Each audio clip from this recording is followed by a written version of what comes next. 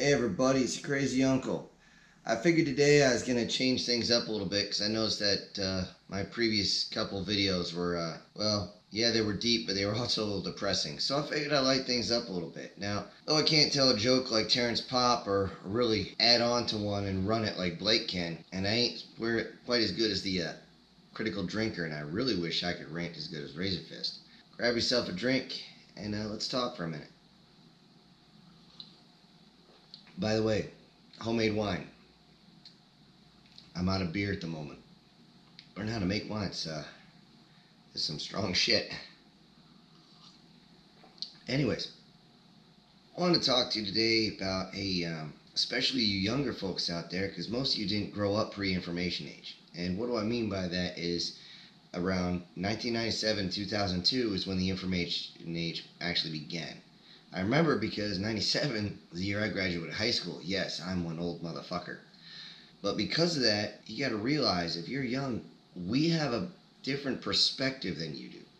We actually have been living through the change of the times from the more industrial to the information age. Even though they both start with I's, they're not nearly the same. Our industrial shit got moved over to China. Hell, I remember when NAFTA started. And I even knew as a kid that was a bad idea. Everybody knew it was a bad idea. Anyways, I'm going to start off this time. I'm not going to go super deep, but I am going to do a couple Army stories. And these are just kind of to make you laugh. One of my first units that I've ever been to was over in Hawaii. Now, if you've ever seen Hawaii, you know that they have the Naval Radar Station. It looks like these giant golf balls on the side of a hill. Well, we climb up this hill. We're the last company to start going up this hill, and it was a mind fuck. You know, you go up and you think, oh, you reach the top, and then it turns and goes up again, then it turns and goes up again. Oh, mind fuck from hell. Especially in the middle of the night. Well, my gunner was just worthless. Just worthless. This guy was falling out 2 steps in. So my spoiler comes up, takes the 240, heavy machine gun, takes it from him, slams it at my chest, says, run up this hill, catch up with everybody. We end up being the first company to actually get to the top. Everybody else kept stopping or falling out, minus our one guy. And we're like, what the fuck is going on? They looked at me because I must have looked ragged. Because they're like, are you going to pass out on us? I'm like, I don't know.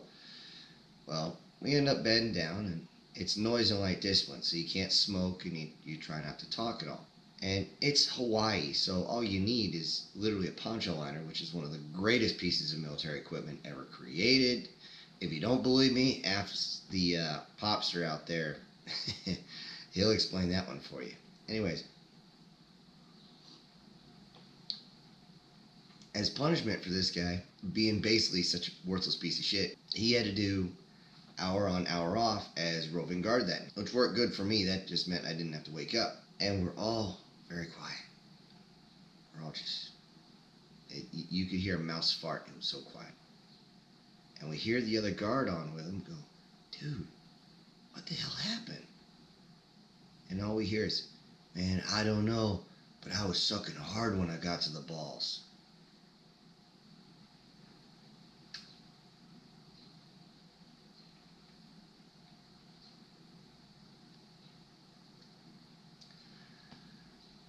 We were literally right next to that Navy radar station if you haven't put 2 and 2 together yet. Fuck noise discipline. We had the first sergeant come over and tell us to shut up, but we couldn't stop laughing. When we told him why, he was chuckling as he walked away.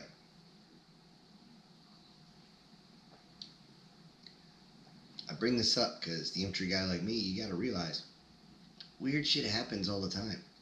All the time. You know, dangerous stuff does happen, but just weird stuff. Well, case in point, we're deployed over, it was my first tour in Iraq. And they were doing the whole, they didn't want to call somebody a Blue Falcon. If you don't know what that is, again, watch the Popster. He'll explain that one. And instead of doing that, you hear, caw-caw, caw-caw. Well, they've been doing that for like 3 days. It's annoying the hell out of me. And we finally get done with our shift. It's like 2 in the morning. We're about to bed down. And just as I lay down, or I'm about to, one of the guys looks at this other guy and goes, caw-caw, caw-caw. I try to keep a straight face, and I think we've established that cacao and tuki don't work. You ever hit a joke, even if you can't tell a joke? You just happen to hit the timing, the delivery, everything was perfect. That was one of those times. So if you're one of those guys who can't tell a joke, don't worry. You will be able to tell one eventually. Just don't try to force it, okay? Because that's going to screw your ass up. Alright, now.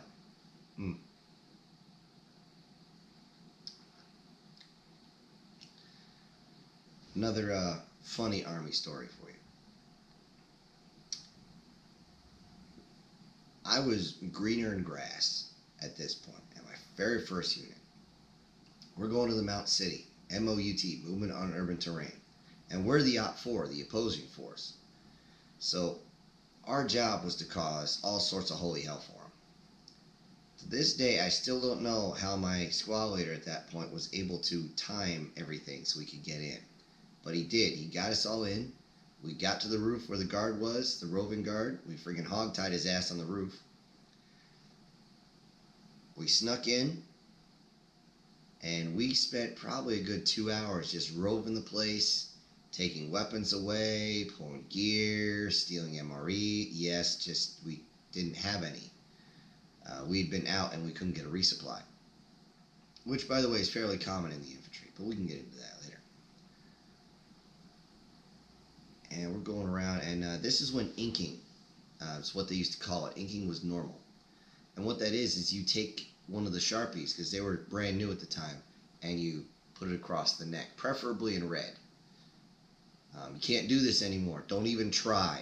Okay, you will get an Article 15 for that, because most of those are indelible ink, and one, it's not professional, and two, you can't even get a tattoo on your neck at any time during your career without getting most likely drummed out. So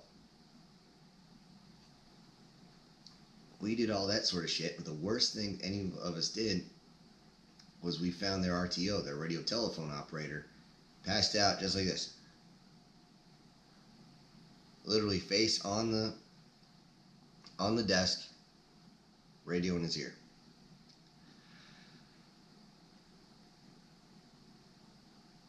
They must unplug the hand mic first because they Z'd out all the radios and stole his green book with all the codes for the entirety of the battalion we were going against, which was not my battalion. We were just extras because my battalion was actually deployed when I got there. This was prior to us going to Iraq. Well, all of a sudden, I hear somebody go, evac, evac, evac, evac. We're like, oh shit. All I knew is that man, get the hell out. And we run, and we jump over this line grass, and we're just listening. I'm like, what's going on? It's like, well, the sun's coming up. We got to get out of here. I'm like, okay. So I get ready to go. I grab my bags that we had stationed out there. And I'm doing, oh, no. We're going to stay right here. Enjoy the MREs. We're sitting there eating, and all we hear is, what the fuck is this going on? It's just screaming. And all sorts of pandemonium.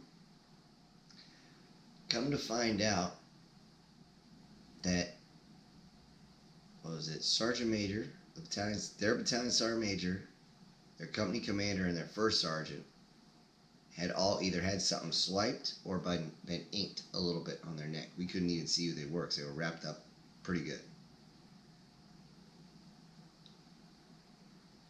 The sounds of these idiots running around and screaming at each other was enough that made me just about shoot an MRE out my nose. I was laughing so hard. And yes, we infantry guys can be very vindictive. Now, same unit, later on. This is when I got my actual squad. We're going along and we're looking for the OPFOR. If you've never been to Hawaii, I'll let you know that over there they have what they call lion grass. It grows really tall and it's really, really hard to walk through. And if anybody's watching, they'll see you coming through that crap. It's very obvious. So we're going up these trails. And we've been going for about 2 days, so I'm a little tired. And I smell mint. Now, any of you over there that are watching, you're like, mint. Yeah, that's right. If you, especially if you're in the Northeast, you grab usually the young leaves that are on top, and you roll them up. You put them in your lip. You crush them in there, and you suck on it. It's almost like chewing gum. It's not going to give you the same high as nicotine by any stretch of the imagination, but it will work to keep you awake. Well, I start slowing down. I'm doing this. My team leader's right behind me. He's like, "What the fuck you doing?" So I'm looking for mint. Mint? What for? Stay awake. Mint doesn't grow around here. I'm like, what? And all I hear from him is, and next thing I know, he's got me by the scruff of the neck in my gear, and he's dragging me backwards. I'm just falling backwards. We go to the AAR afterwards, the after action review, and they actually ask my company, who was it who noticed the ambush? I'm like, what ambush? What the hell are you talking about? We guys walked in, immediately walked out. We were trying to get the squad leader. And I have to say it this way, but the team leader I had was pretty shitty. Like, I can go into that later. But it's like, we smelled mint real strong, so I knew something was up. Next thing we hear is, and loud too, and we hear headgear hit the ground. What the hell was going on? Apparently that scout team had us freaking dead to rights. Me and that team leader, but nobody else. They were waiting for everybody else. And the fact that one guy had wintergreen dip in.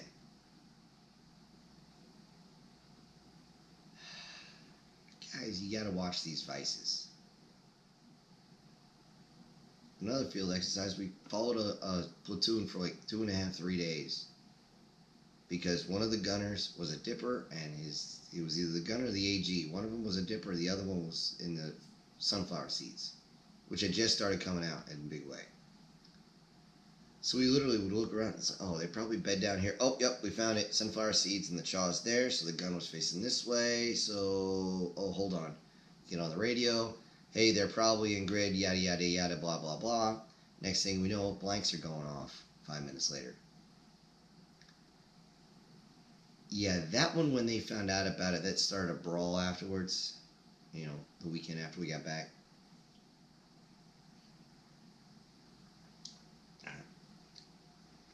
Well, I've been yammering for about 10 minutes, so I'll just let you in on some fun ones. All right.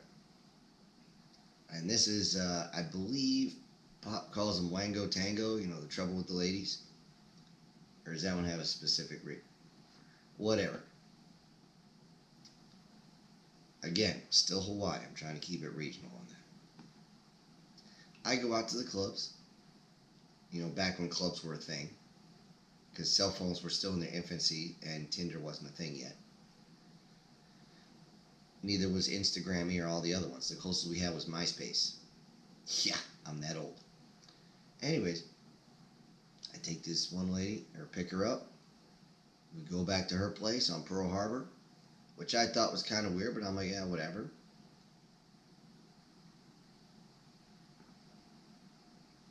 We did our stuff, and we had literally just finished.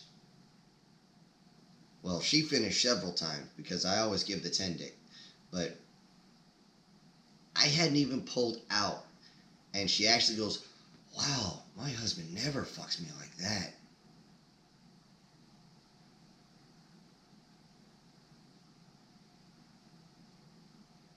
If the blood wasn't already out of my face to go somewhere else, I'm sure I went 6 levels of pale.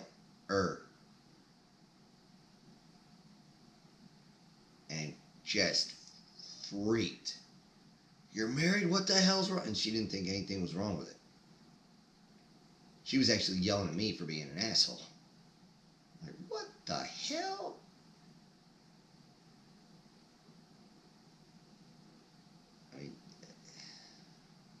Shit like this happens. Anyway, I've been talking for too long anyway, so I'll let you go. This is the Crazy Uncle. I'm out.